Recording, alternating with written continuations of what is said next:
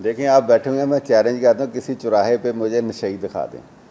जब मंशिया की फ्राहमी आम थी तो लोग गली कूचों में ऐसे पड़े होते थे, चर्च के सामने लोगों का था, ये जो हमारे अंडर पास हैं वहाँ पे लोग होते थे।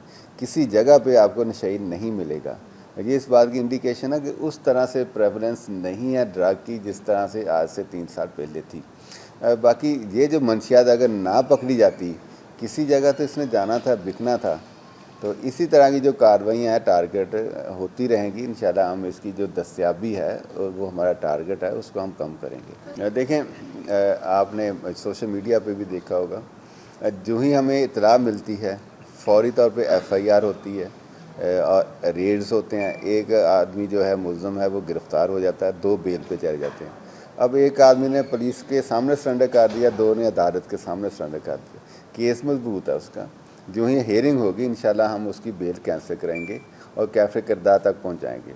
कोई गरीब है, अमीर है, कानून की निगाह में मुल्तान पुलिस की निगाह में बिल्कुल बराबर हैं। किसी तरह की बदमाशी किसी भी अमीरजादे को हम इंशाल्लाह नहीं करने देंगे।